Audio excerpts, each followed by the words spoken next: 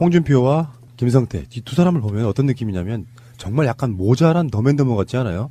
안철수와 유승민 보는 것보다 더 코믹해. 특히 김성태는 왜 그 대정부 질문할 때 그 액센트가 워낙에 독특하다 보니까 이재정 의원 같은 국회의원들이 너무 웃기다는 거야. 캐릭터가 굉장히 좀 묘한 사람 중에 하나예요. 그러고 보면 저는 조원진이 정신 차렸다는 생각이 들어요. 왜냐하면 제가 볼 때 홍준표하고 김성태를 탄핵하지 못한 당원들, 자유한국당 당원들, 정치인들의 한계가 여기에 있고, 김성태하고 홍준표가 있는 한 자유한국당은 추락을 거듭할 것이다. 정말 천박하고 우리의 정치를 끊임없이 시궁창으로 끌고 들어가는 정말 양아치 중에 상양아치. 홍준표가 여의도 당사에서 열린 서울 설 민심 청취 및 생활 점검회의라는 것에 가서 한 말들 하나씩 보겠습니다. 네이버나 다음을 보면 나는 댓글을 보지 않지만 댓글을 분석해보면 욕설이 80%다. 정권 말기 때 나오는 그런 현상이 나타나고 있다. 일단 빔은 왜냐면 댓글을 보지 않는데 80%인 걸 어떻게 하냐고. 거짓말 얘기 아주 몸에 습관적으로 배어있어 이게. 정권 말기 때 나오는 그런 현상이 나타나고 있다.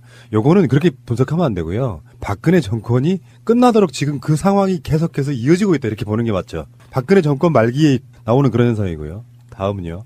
문슬람이 그렇게 댓글 조작을 해도 이제는 조작해본들 안 되는 수준으로 올라왔다.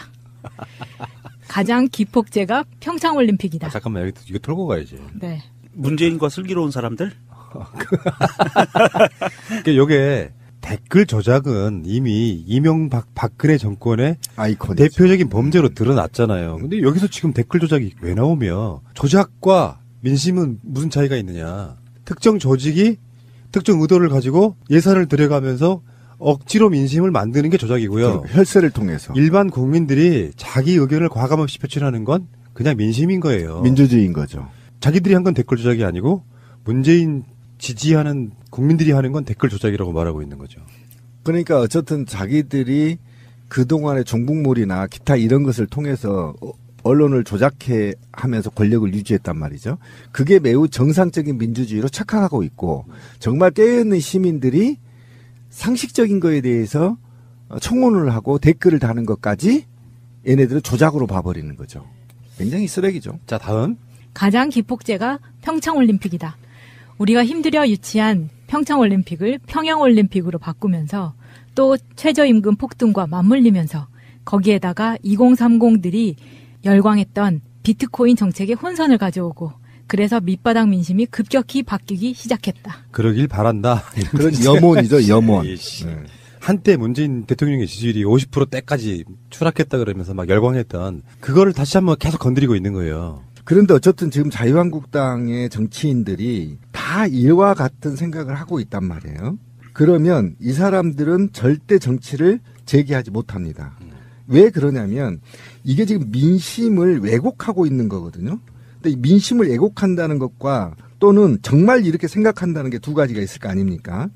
그런데 이들은 제가 볼 때 적어도 진짜 그렇게 생각하고 있다라는 게 큰 문제라는 거예요. 여기도 또 비문인 게 이런 게 있어. 최저임금 폭등과 맞물리면서 거기다가 2030이 열광했던 이건 뭐냐면은 2030이 자영업자일 가능성은 별로 많지는 않아요. 그러면 보통 최저임금이 올라가면 2030이 좋아하죠. 좋아할 수밖에 없는 정책이죠. 어떻게 보면. 너무 단편적인 이야기가 될 수 있겠습니다만. 그런데 최저임금 폭등과 맞물리면서 2030들이 열광했던 비트코인 정책의 혼선을 가져오고 이것도 사실은 말이 맞지 않는 거지. 비트코인 정책이 열광했던 그 2030들의 비트코인 정책에 대한 혼선 이런 것들이 일부 지지율을 떨어뜨렸다고는 할 수 있겠지만 그렇게 따지면 그 반대쪽에서는 올라가야죠. 대한민국 선거를 움직이는 것은 노조도 아니고 전교조도 아니다. 자영업자들이다. 자영업자들은 처음에 지난 7월에 당대표가 되었을 때 여론조사 수치가 4배 이상 차이가 났다. 게임 자체가 안 되었는데 한 달 전에는 자영업자 지지층이 우리 당과 민주당이 박빙으로 붙었다. 이거 데이터가 있나요? 그러니까 지금은 자영업자층이 역전되었다고 본다. 처음에는 4배 이상 차이가 났다가 한 달 전에는 민주당과 박빙으로 붙었고 지금은 뒤집어진 것으로 본다. 그것은 최저임금 때문이다. 최저임금 때문에 소상공인 자영업자들은 전부 가족기업으로 전환이 되었다. 아니 본인들이 정권을 잡았을 때 과연 대한민국 역사 이래로 박정희 이래로 본인들이 정권을 잡았을 때 과연 소상공인과 자영업자를 위한 정책과 법안과 정치를 한 게 콩할 만큼도 있는지 그것부터 먼저 이야기를 해야죠. 본인들은 현대와 삼성과 대우와 이런 거대 기업들을 위해서만 법안을 만들고 정책을 펼잖아요. 언제 소상공인들이 어떤 사업을 할 때 얼마만큼 자금이나 인력난 때문에 힘들어하는지, 자영업자들이 왜 자영업으로 그렇게 내몰릴 수밖에 없는 구조를 갖고 있는지에 대한 고민을 한 번이라도 해봤냐는 거죠. 굉장히 이제 좋은 지적이에요. 홍준표가 언발에 오줌을 놨는데 다시 그 발언 얼게 돼 있다. 네, 다시 얼게 돼 있습니다. 왜 그러냐면 정말 좋은 지적이었어요, 우리 명종님이. 지난 9년 동안 우리가 길거리에서 뭘로 싸웠죠? 대기업 골목 장악이잖아요. 그러면 이때 떨어져 나간 사람이 누구죠? 소상공인들 떨어져 나간 겁니다. 소상공인 자영업자. 자영업자 떨어져 나간 거예요. 모든 걸 다 대기업 중심으로 정책을 폈던 자유한국당 정권 9년 골목이 망가졌단 말이에요. 이제 이들이 터놓은 법률 때문에 미장원까지 대기업들이 장악한다는 거 아닙니까? 그래놓고 무슨 입이 있다고 이런 얘기를 합니까? 이건 정말 가까이 있었으면 짱돌 입주대를 그렇죠. 조사버리고 싶어 버리는 누군가가 겁니다. 지금 네. 배고파서 굶어 죽어가고 있는데 그 지금까지 밥을 안 줬던 자식이 갑자기 뜬금없이 나타나가지고 너를 굶겨 죽이고 있는 건 저 사람이야라고 이야기하고 있는 거거든. 똑같은 아까 1번. 아, 네. 어뢰에다 1번 써놓고 북한이야 이렇게 한 거 똑같은 전략이라고 지금. 자, 다음이요. 서울이 그 민심을 전달하는데 가장 늦게 나타난다. 전통적으로 우리 당 입장에서 보면 영남에서 민심이 폭발해서 충청으로 와서 경기, 서울로 오는데 상당한 시간이 소요된다. 돌아다녀 보니까 영남은 시간이 갈수록 우리 쪽으로 결집하고 있고 어제 경기도 가니까 경기도도 밑바닥이 달라지고 있다는 이야기가 나오고 있다. 서울이 가장 늦게 민심이 반영될 것이다. 그냥 거짓말쟁이에요. 박근혜 배신자론 때문에 홍준표가 대구 내려갈 때마다 대구 지지율이 떨어진다는 거 아니에요. 일단 그걸 바탕으로 얘기를 해야죠. 이 홍준표가 이 민심 얘기하는데요. 서울까지 오는데 시간이 걸리고 차차차차 이렇게 올라온다. 서울이 가장 늦다라고 그러는데요. 이 바보 모질이 같은 인간아. 대한민국 국민들의 민심은 온라인을 통해서 동시다발적으로 10초도 안 걸려요. 맞아요. 확산되는데 10초도 안 걸려요. 이게 신비님, 무슨 네. 요즘 세상에 뭐 민심이 어디에서 출발해서 이 저열한 사고 방식은요. 이 사람의 정치와 인생 사상을 보여주는 거예요. 어떻게 살아왔는지. 왜냐하면 요 루트는요. 무슨 루트냐면 일본의 저급한 문화가 서울까지 전파되는 루트예요. 자, 뭐 홍준표가 이런 식인 거고요. 멘탈이 이런 사람이고. 자, 다음에 더맨더머 세트인 김성태 이야기를 한번 볼게요. 어리버리죠. 김성태는 이렇게 얘기했어요. 정통한 정보에 의하면 문재인 정부가 자유한국당 116명의 맞춤형 보복을 준비하고 그 짜여진 각본에 의해서 한국당 의원들을 한 사람 한 사람씩 솎아내고 있다고 한다. 우리가 그 방송하면서 많이 주장해왔던 음모론을 자유한국당 원내대표가 얘기하고 있는데 어떻게 자유한국당 국회의원 116명을 죄가 있더라도요. 제가 솔직히 말씀드리면 죄가 있더라도 116명 솎아내는 건 불가능해요. 검찰의 인력 때문에. 그러니까 정권 초기에 정말 죄질이 큰 사람들 몇 명 솎아내는 걸로 저는 검찰이 그칠 거라고 봅니다. 왜냐하면 야당 너무 흔들 수가 없거든요. 그러니까 드러난 것만 처리하고 말 텐데 116명 모두에게 문재인 정권이 정치보복을 할 거야라고 말하는 건 어떤 시대에도 없는 짓을 지금 문재인 정부가 준비하고 있다는 이런 뉘앙스거든요. 근데 반대로 전 생각했어요. 역시 노동조합 출신이라 감각이 좀 있다. 민심을 읽는다. 그러니까 이게 문재인 대통령이란 말을 문재인 정부란 말을 국민으로 바꾸면 돼요. 국민이 116명의 자유한국당 국회의원들을 맞춤형 징계를 하고 있다. 이렇게 읽어드리면 되는데 역시 잘 읽었다는 이유가 뭐냐면 만약에 말이죠. 116명이 모두 비리에 연루돼 있다는 생각 안 해봤어요? 아니 그러니까 저는 그 생각이 드는 거예요. 116명이 죄가 있다는 거를 스스로 자인하는 찔리니까. 겁니다. 예, 찔리는 거예요. 그 이런 이야기를 하는 그러니까 거예요. 만약에 죄가 네. 없으면 이렇게 말할 필요가 없어요. 자유한국당 의원들이 17명이 지금 검찰에 기소된 거래요. 정말 많이도 됐네. 그중에 대표적인 게 최경환? 그런 사람들이잖아요. 그렇죠. 권성동도 압수수색 당했죠. 아직 기소되지는 않았으니까. 네. 기소된 사람만 17명이라면 얼마나 범죄 소굴인지가 그냥 드러나는 거. 그러면 국민께 17명이면 도대체 몇 퍼센트예요? 한 20% 되는 아니, 건가요? 그러니까 이 모질이는 이런 거라니까. 최경환이 국정원 특수활동비를 뇌물로 받아 썼잖아요. 최경환도 포함되어 있는 거거든. 그렇죠. 딱 그거예요. 범죄 처벌하지 마예요. 부끄러운 줄 알아야지. 그러면 이 상황이라 그러면 제1야당의 현직 국회의원 17명이 기소돼 있다고 하면 대부분 다 뇌물이네 뭐네 해가지고 자범 수준의 범죄자들이란 말이야. 무슨 뭐 정치 탄압에 의해서 민주주의를 향하다가 싸운 건 단 한 명도 없고, 그러면 당대표나 원내대표가 국민한테 사과하는 게 맞죠. 17명씩이나 비리로 지금 기소돼 있다 그러면 국민한테 사과를 하고 다시 리뉴얼해서 당명 또 바꾸고 천막 당사로 가고 해야 맞지. 그걸 어떻게 이렇게 비교를 하냐고. 그러니까 나머지가 떳떳하면 보복이 뭐가 두려워요. 맞춤형 보복을 하든 안 하든 사실과 다르다면 사퇴할 것이다 라고 말하는 사람처럼 사퇴한다고 하면 되지. 그렇지. 이명박근혜 정권 하에서 그 밑에 있던 시다바리들은 범죄 집단의 수괴인 이명박, 박근혜를 열심히 추종하면서 본인들도 범죄를 많이 저지른 건 사실이거든요. 그렇다고 봤을 때 범죄 있는 곳에 처벌이 있다. 이거는 명백한 진리고요. 인류가 구현해 나가야 될 방향이고요. 이거는 어찌할 수 없는 거예요. 자신들이 범죄를 저질렀으면 처벌받아야 돼요.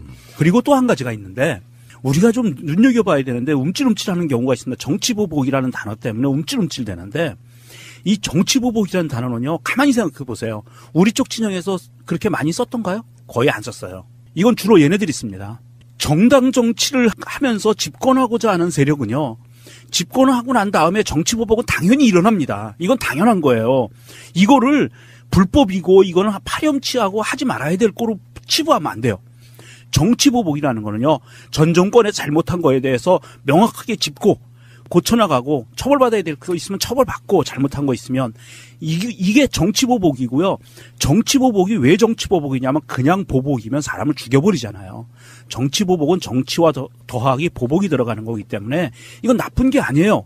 이거를 얘네들은 자기들의 생존권이 걸려있기 때문에 이거를 나쁜 말로 바꿔가지고 치환해서 지금 그 언론 플레이를 하고 있는데 정치보복이라는 건 당연한 겁니다. 저는 좀 다르게 봐요. 위험한 발언이시기 때문에 보복이냐 아니냐의 구분은 법의 기준을 세워놓고 위법하고 불법인 것은 처벌하겠다가 먼저 돼야 되는 부분이기 때문에 정치보복은 당연히 이렇게 좀 표현하시면 저는 안 된다고 생각해요. 이거 위험한 발언이고. 그렇죠. 어쨌든 그러니까 정치보복과 처벌은 명확하게 구분이 달라요. 범죄에 대한 대가를 받는 것이고요.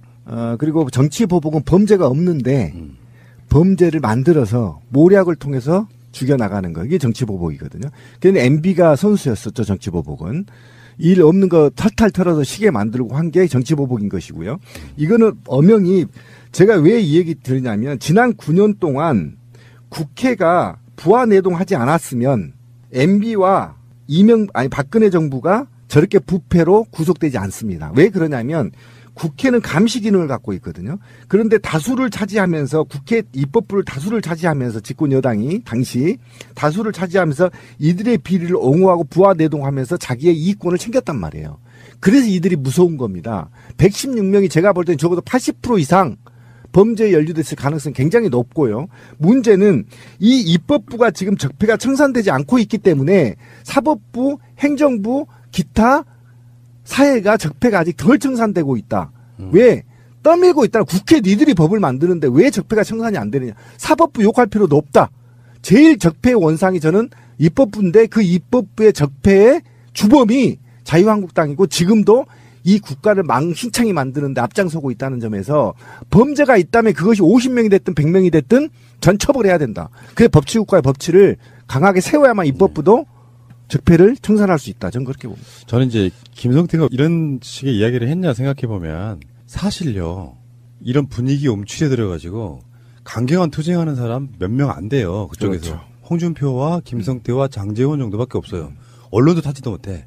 그러다 보니까 니들도 같이 죽을 거니까 같이 싸워달라는 내부 단속용이다 이렇게 보시면 될 것 같고요. 그런데 얼마나 비열한 집단인지를 한번 보게 되는 권성동 등의 염동열, 권성동 등의 불법 채용 비리는요. 그 규모가 어마어마하거든요.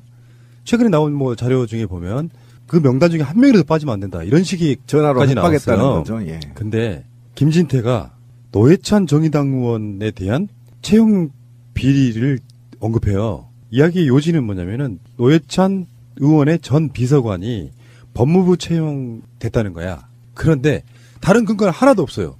청탁했다는 것도 없어요. 간단히 말하면 노회찬이 법사위원회에 있는 국회의원이니까 피감기관이잖아요. 법무부가. 그렇죠. 그 법무부에 노회찬 의원의 비서관 출신이 공채로 취직을 한 거예요. 그러니까 너 거기다 공채 해달라고 청탁한 거 아니야? 이렇게 논리를 만들어 버리더라고.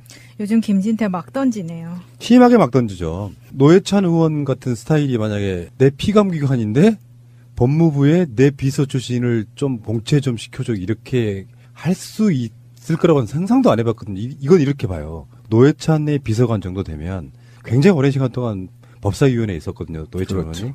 그러면 그 사람도 전문성이 있는 거예요. 그리고 또 피감기관 같은데 보니까 법무부에 들어가서 일하면 안정된 직장이 생길 것 같아. 개인적으로 노회찬 의원 비서관 사퇴하고 가서 공채시험을 봤는데 그게 무슨 문제가 됩니까? 그러니까 이게 지금 허위사실 유포 아닙니까? 지금 이게 인용까지 했거든요. 인용까지 했다라는 얘기는 누구한테 들었다는 얘기인데 이 김진태가 누구한테 들었다는 얘기를 말해야 됩니다. 하지 않으면 이거는 범죄 행위에 속해요. 이게 이제 허위사실에 의한 명예훼손이죠. 허위사실 직시에 의한 명예훼손이죠. 명예훼손 이게 실형받아요. 그러니까 이거에 대해서 국회의원이란 이유로 막 질러대는 것 이런 정치를 지난 9년 동안 우리가 봐왔잖아요. 허위사실 유포. 그래서 지금 정부가 허위사실과 관련해서 지금 전쟁과에 선포하고 있는 거 아닙니까? 그러니까 이것도 바로 김진태도 저는 이 처벌 대상이 돼야 된다. 그리고 분명히 말하지만 만약에 노회찬 의원이 이 짓을 했다고 한다면 그러면 이 정의당 내에서도 이게 용서되지 않는 일입니다. 그리고 이 사람이 아까 권 PD가 얘기하는 노스쿨 출신이라고 봐달라고 했다고 하는데 그러면 이거 증거가 있냐는 겁니다. 증거가 없다면 김진태 옷 벗어야 돼요. 저는 그렇게 봅니다. 파렴치범이 옷을 벗을 일은 없고요. 이거는 정말 한숨밖에 나오지 않는 상황이긴 하지만 춘천 시민들 정신 똑바로 차려야 됩니다. 애꿎이 춘천 시민만 씹어. 춘천 시민이 뽑아놨잖아요. 아니, 법원이 살려줬잖아. 찍은 법원이. 사람만, 찍은 사람. 찍은 사람만. 그러니까 어쨌건 간에 노회찬 의원은 엄청 빡칠 것 같아요. 그리고 근데 권성동 같은 수십 명, 수백 명 이렇게 꽂아놓고 그래서 완전히 공기업 하나를 망가뜨려버린 거 아닙니까? 그런데 너무 뻔뻔하게 홍준표 자유당 대표는 지선 총괄 기획단 공동 단장으로 권성동을 임명했죠. 왜 그런 줄 아세요? 왜요? 구속을 막겠다. 네, 구속을 막겠다고 하는 겁니다.